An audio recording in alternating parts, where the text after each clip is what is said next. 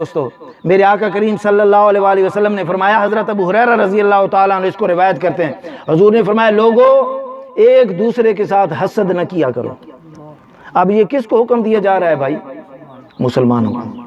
جس معاشرے میں ہم رہتے ہیں، جس محلے میں جو اسلامی معاشرہ کہلاتا ہے، آج کیوں ذلیل و خوار ہیں ہم؟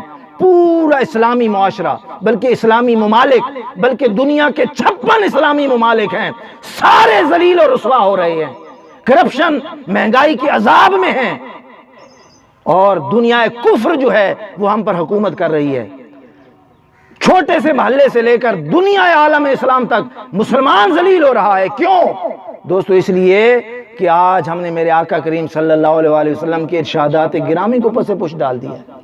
حضور نے فرمایا پہلی بات، فرمایا لوگوں ایک دوسرے سے حسد نہ کیا کرو، حسد نہ کیا کرو۔ کیوں حسد کرتے ہو؟ کیونکہ دینے والا رب ہے، جس کو جو چاہے دے دے۔ اگر تم کسی سے حسد کرتے ہو تو تم اس بندے سے حسد نہیں کر رہے، تم اس مولا کی رزق کی تقسیم پر اعتراض کر رہے ہو۔ حسد نہ کیا کرو۔ دوسرا میرے آقا نے فرمایا لوگوں دوسروں کو دھوکہ نہ دیا کرو۔ تیسرا میرے آقا کریم صلی اللہ علیہ وآلہ وسلم نے فرمایا لوگوں ایک دوسرے سے رخ نہ موڑا کرو۔ کتنی معمولی سی بات ہے، تھوڑی سی ہمیں رنجش ہوتی ہے نا کسی کے ساتھ، تھوڑی سی رنجش، ہم دو تین دن اس کے ساتھ بولنا چھوڑ دیتے ہیں یا نہیں چھوڑ دیتے؟ بھائی کے ساتھ بولنا چھوڑ دیتے ہیں، سکے خونی بھائی کے ساتھ چھوٹی سی رنجش پر رخ موڑ لیتے ہیں۔ اور میرے آقا ان چھوٹی چھوٹی باتوں کے بارے میں بتا رہے ہیں، فرمایا رخ نہ موڑا کرو۔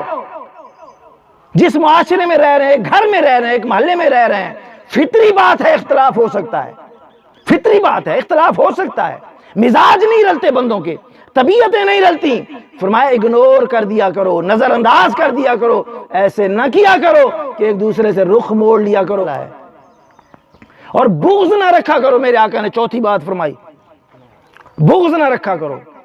بغض رکھ لیتے ہیں، کسی سے کوئی بات ہوئی دل میں بغض کر رکھ لیا۔ دوستو میرے آقا کریم صلی اللہ علیہ وآلہ وسلم یہ اندر کی کیفیات ہماری تبدیل کرنا چاہتے ہیں۔ حسد نہیں کرنا، بغض نہیں کرنا، دھوکہ نہیں دینا، اور رخ نہیں موڑنا۔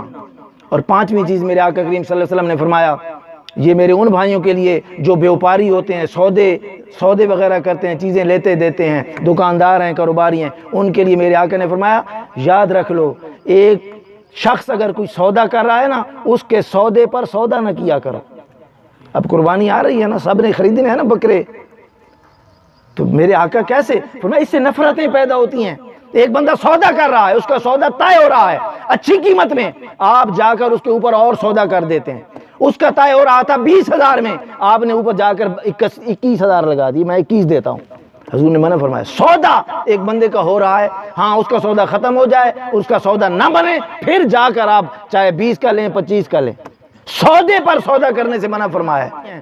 اس لیے میرے آقا کریم صلی اللہ علیہ وسلم نے آگے ارشاد فرمایا لوگوں سنو، التقوی ہا ہونا، ادھر اشارہ کیا میرے حضور نے، فرمایا لوگوں تقوی جو ہے نا، تقوی اللہ کا خوف اور ڈر، فرمایا وہ یہاں ہوتا ہے دل میں، جسم میں نظر نہیں آتا کہ یہ بندہ متقی ہے۔ کوئی جتنا بھی خوبصورت بن کر میری طرح کی ٹوپی، واسکٹ، بڑے سفید کپڑے، پاگ شاگ، بڑا تسبیح، یہ ساری چیزیں سامنے ہوں، فزیکلی ایگزسٹ کر رہی ہوں، نظر آ رہی ہوں یہ چیزیں، فرمایا یہ تقوی کی بنیاد نہیں ہے۔ ہاں جب تقوی دل میں آ جاتا ہے تو پھر یہ اس کو زینت دیتی ہیں، پھر داڑھی زینت دیتی ہے، پھر امامہ شریف اس کو زینت دیتا ہے، خوبصورت بناتا ہے، پھر تسبیح اس کو زینت دیتی ہے، پھر یہ سارا درود و سلام، پھر استغفار، یہ اس کو زینت دیتے ہیں۔ لیکن بنیادی جو چیز ہے تقوی، وہ میرے آقا نے فرمایا وہ یہاں ہوتا ہے۔ اور پھر آقا نے فرمایا لوگوں سنو، المسلم اخو المسلم، مسلمان کا بھائی ہے۔ مسلمان کا کیا ہے بھائی؟ بھائی ہے۔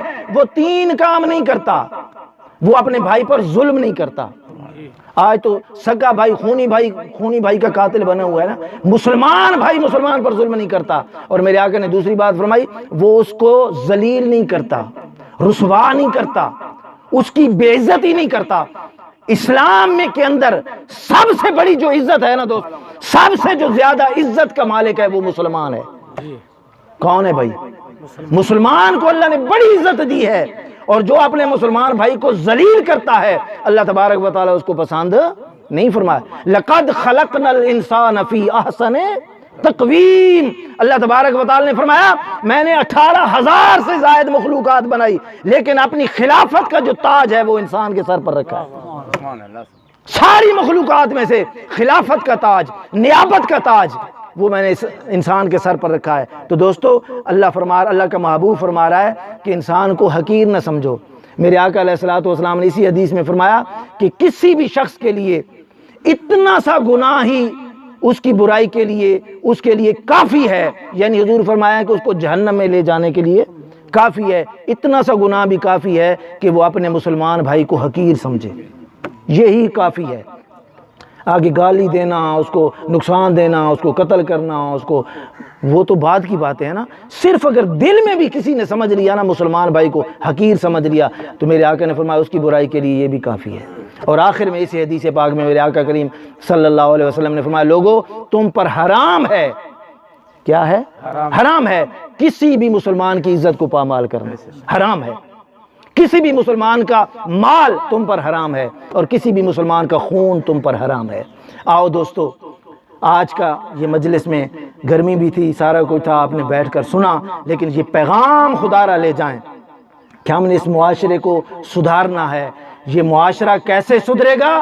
جب مسلمان کا بھائی بن جائے گا۔